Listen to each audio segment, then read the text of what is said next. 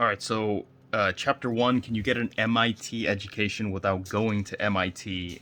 So this is now in the perspective of Scott Young. The kind of first section really just uh, it just kind of paints a picture about how he like started this challenge, I guess. And it did kind of just start off with like MIT's like practice exam for like one course, which normally takes a whole semester. And then he was talking about how he tried to do it in 5 days. So the next section of this chapter, he's basically talking about how what he never actually attended MIT. He did graduate from college, but he got a business degree, and he just essentially found out that the the business field was not his thing. Like he was more interested in like programming, websites, algorithms, artificial intelligence. Um, were actually like the parts of entrepreneurship that he wanted to focus on, which is why he got the business degree. Except like now that he wants to switch, he was struggling with deciding to go back to school, taking out more loans, spending a whole nother like at least 4 years on a new degree. So it was around that time that I guess like he did find like MIT's posted lectures and stuff, which has like a lot of assignments posted as well with like answer sheets, so you can check yourself, all their exams, stuff like that. So he was talking about how he kind of challenged himself to do the computer science degree, self-taught. And then he kind of talks about how like most of the stuff was there, but there was like a few things, a few courses that are a part of that degree that just couldn't be conveyed well on like a video lecture and stuff like that. But he does talk about how he like powered through that by finding other resources. And then even like for some of those courses that were very like ambiguous, and like he couldn't utilize the video resources, he did just try to focus on the end goal, which was to pass the final exams. And that kind of like gave him some direction onto how to self-study when the provided courses uh, wasn't enough. And I guess like through doing this challenge, it kind of like it seems like it kind of like woke him up a little bit to certain realities. Probably what like inspired him to develop the strategy even further and then like write a book about it. But he was basically saying that it's like with technology, self-learning has become easier than ever. And then of course the complications of higher education keeps kind of escalating as far as like costs goes. And then not only that, but like now there's like a wider demand of different skills. Like even if you're like trying to go into a specific field like science or whatever, big companies still want other skills that that science course major probably wouldn't have taught you. You know what I mean? Like such as like management, entrepreneurship, certain aspects of like creativity and like design.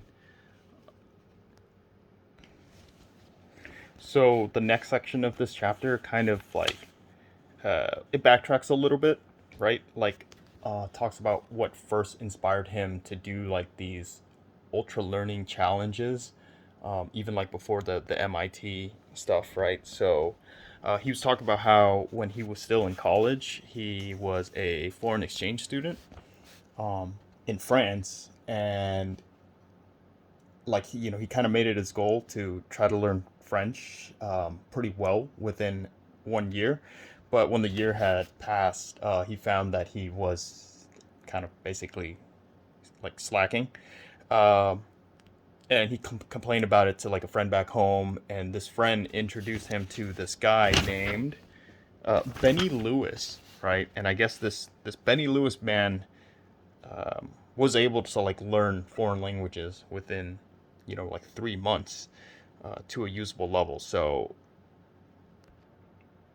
or actually I should say like not be able to speak another language in 3 months, but he challenged himself, right? So he just threw himself into these situations, where he talks about like, yeah, like, like forbidding yourself to use your common language, right? So like if it was English or whatever, and you were like in France, like you challenge yourself to like never speak English, and only French, something like that.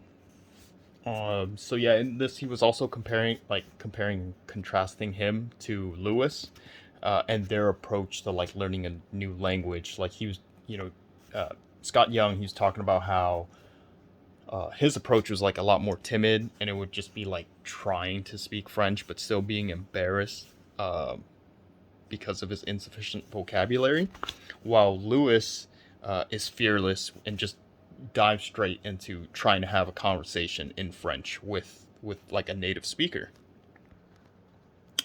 This next section is it's about Roger Craig and how he basically gamed Jeopardy.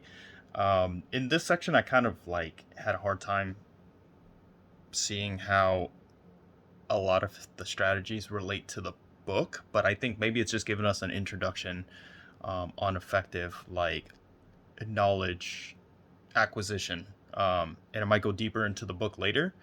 But essentially, this Roger Craig guy, he like broke a lot of records at the time for winning like the most money in Jeopardy, like in a single day, um, and then like other records surrounding it too. So it just kind of talks about how, uh, so basically Jeopardy is like a very vast trivia question game. So it really could ask about any different kinds of topics, but in here it does talk about how he utilized like his computer science knowledge to essentially better his knowledge acquisition. Um, yeah, so like for example, he basically, let me see, how do I word this? So yeah, he basically started off by like downloading an archive of like past Jeopardy questions that are asked.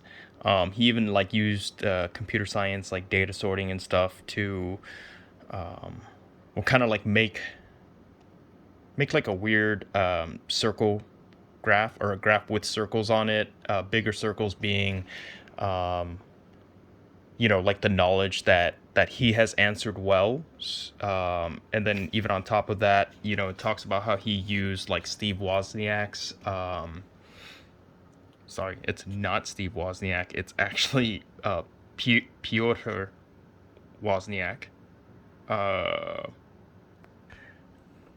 yeah. So anyways, he also talks about how he uses like Piotr Wozniak's kind of algorithm to kind of help determine the optimal time to basically refresh yourself or learn some information and knowledge to best like optimize it, right? So you don't like lose um, like valuable information or whatever, like because he had to study a lot of different topics, and usually the ones that you study in the very beginning, if you don't refresh yourself on them after a certain amount of time, you probably will be forgetting that information while you learn a crap ton of new ones, new topics.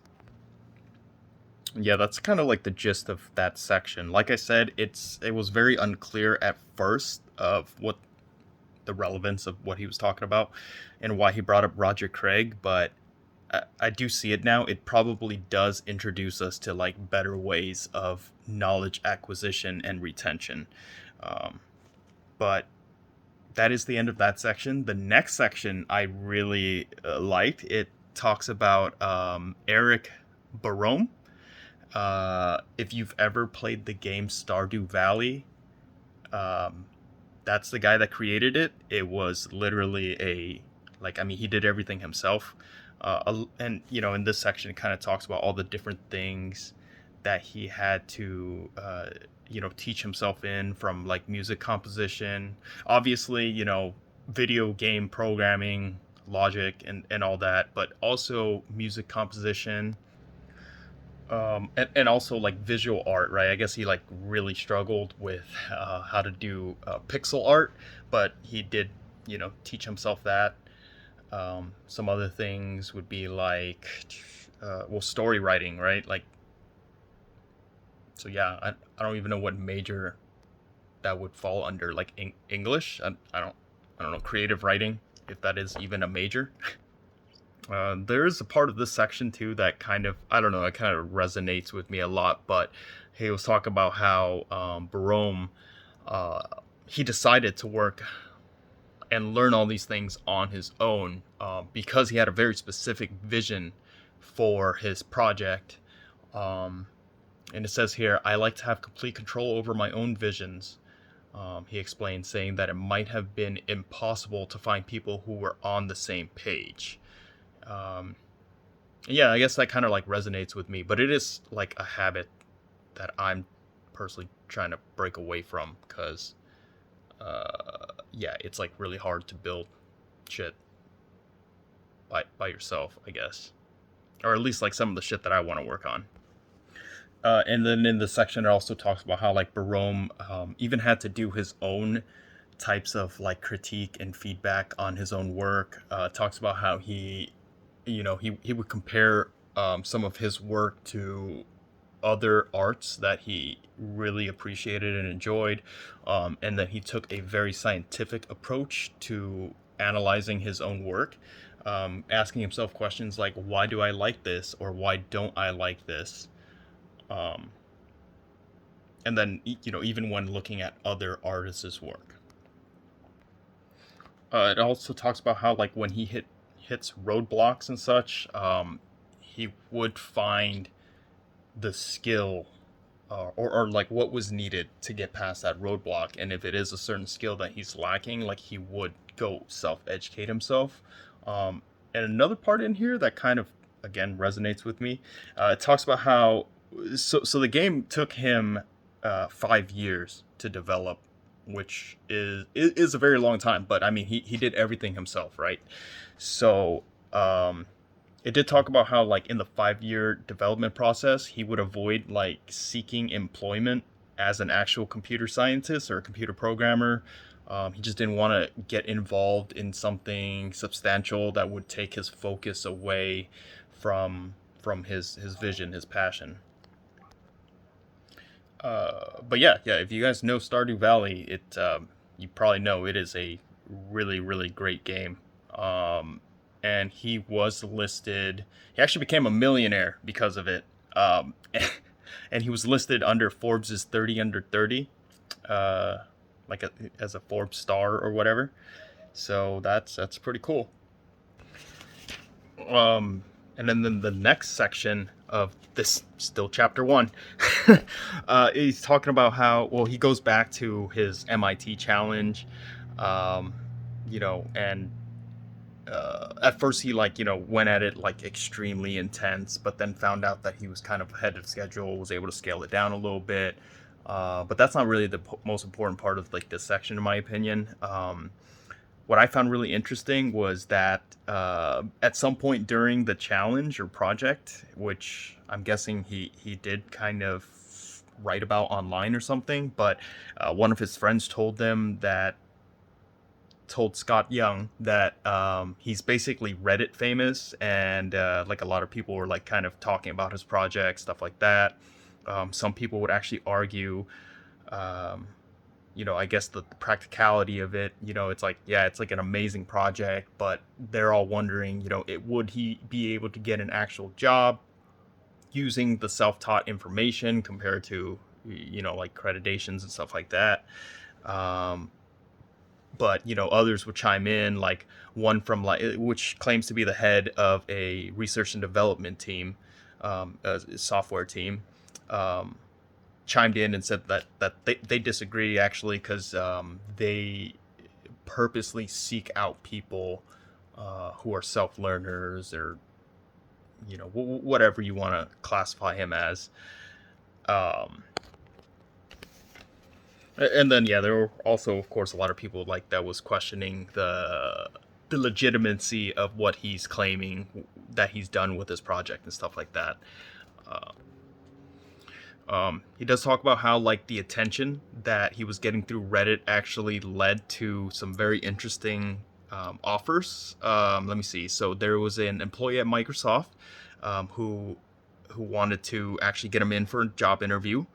There was also a startup that wanted him to join, their team, and then even a publishing house in China, which wanted him to do a book deal to share some of the studying tips, which I'm guessing he didn't accept because I don't think this is a Chinese published. I don't think this is Chinese published. I think he probably published it himself eventually. But yeah, in this section, he was kind of stating how like it wasn't his actual goal to get a computer science job. That's not why he did the project. He really did it mostly to see if he could do it. And once he found out that he could do it, it just talks about how he wanted to give another shot at trying to quickly learn a new language, in reflection to his previous failure trying to learn French within a year. And yeah, he just wanted to talk about how like this time around, like when he and some friends are going to travel throughout like different European countries, they would try a different approach. Like he talks about how his old approach kind of kept him in a certain bubble when he was studying abroad. That it was very like hard to break out of, and of course these bubbles kind of like revolved around him. Like he formed it as like a non-native speaker or whatever. So he was going to throw himself in like different situations this time. I just want to read like a quote about that. It says, I'm guessing he's reflecting upon himself, but it says, "What if instead of just hoping you'd practice enough, you don't give yourself an escape route? What if you just commit to speaking the only language that you're trying to learn from the first moment you step off the plane?" Yeah, kind of like that. Don't give yourself an escape route. Like, who is it said it? David Goggins, freaking psychopath, amazing psychopath. But what does he say? He's like if you want to like take the island, you gotta like burn the boats, right? Like no way out. And then the rest of the section, he just basically breaks down like so I guess they're like going to be visiting 4 different countries, first one being Spain, and then he talks about like some of the complications that the challenge initially brought to light. um, Let me see. So aside from Spain, I guess they're also going to visit Brazil. So he's going to be learning Portuguese, learning learning Mandarin when he visits China, and then learning Korean when they visit South Korea, stuff like that. He does kind of reflect on, towards the end of some of those trips, the language ability that he set the goals for. Like, he didn't quite meet them, but he did find really good results. Was able to make basically friends, to be able to like travel and discover more things, and also converse with people on a more wider variety of topics than his initial try with France.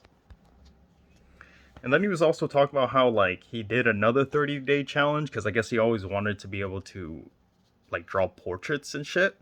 And so he gives like an example of his day 1 to day 30, and it's like, damn, did that really happen? I'm kind of skeptical about this too, but who knows? Maybe I'll become a believer once I read the rest of this book.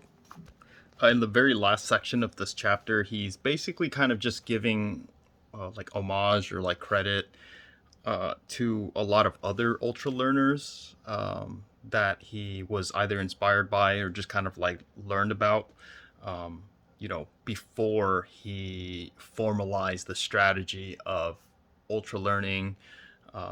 One of them being like Steve Pavlina, somebody who got an actual degree from MIT in computer science, but I guess he was able to like optimize how he signed up for his courses and stuff like that. So he was able to almost like triple the load, which I don't know if I can see how. I can barely do full time personally. Uh, but yeah, he tripled the load and was able to get the degree in like a year and a half. He's, also talks about other people and kind of like their inspiration on the ultra learning self-taught approach. Only, due to circumstance or whatever, like they got like a really good job already, which like Diana.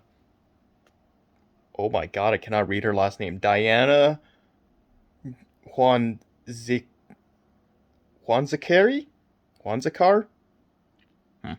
Anyways, yeah, she wanted to go back and get a PhD in computational linguistics, but she already had a really nice job at Google, so she didn't want to like quit the job just to go back for a PhD. So instead, she basically just self-taught herself that. And he is talking about how like I guess there are even online communities that help facilitate like ultra learners progress or efforts and things like that, which actually sounds really freaking nice. Like maybe I should find one of those to keep myself accountable, trying to learn things. That'd be pretty cool. Like for instance, he talks about another guy named Trent Fowler, who actually like he was trying to self teach himself in engineering and mathematics. So he created a project of his own called the STEMpunk project. uh, Let me see. Yeah, it just talks about he like split it into modules and stuff, which is honestly an approach that I think higher education has already been implementing. So that's kind of cool. But it does talk about how he took a more hands-on, doing hands-on projects rather than doing focusing more on like formal class and lectures and stuff like that. Well, the reason I guess he kind of brought up all these different people was just to illustrate like the different. I don't know. Let me see what word he uses here. Different idiosyncrasies in their approach, right? So it's like there are people who do focus and dedicate like full time to this self education stuff, but of course, like like that lady that worked for Google, she was still able to do the self taught ultra learning style while basically trying to fit it into her work schedule. And then yeah, he obviously talks about how it illustrates that some people can take the more like formal approach, try and pass standardized exams, just learn from the actual formal curriculum, while many other people's approaches would actually like defy that, or I guess we're designed to defy that. So despite all this, though, he does list like a very common traits between them, right? So let me see. A lot of them were very aggressive about optimizing their learning strategies. So they're very, very focused on how to learn. And then yeah, debating like uh, certain tools that we use in learning, seeing which has merit, which has less of merit. So just they just know which ones to kind of focus and help them with along their path. Um,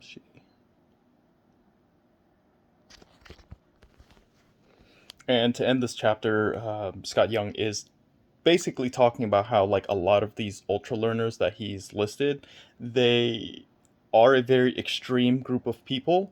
However, Scott Young wants to essentially kind of analyze them more, um, and figure out like the working strategies that might hold potential for just like normal people, like not like extremely obsessed people, so he is trying to make this idea more accessible for everyone. And yeah, that's the end of chapter one. I'm at 25 minutes on this recording, unedited. Um, but I'm just gonna go with it. I don't know. Is half an hour too long to summarize a whole chapter? I don't know. This is my first time doing this shit. I guess in a sense, I am also using directedness to try to better a skill, which is presenting ideas and things like that. I don't think I'm that good, but who knows? Maybe at the end of this book, and with all this practice of summarization, you know, I'll be good by the end of this book.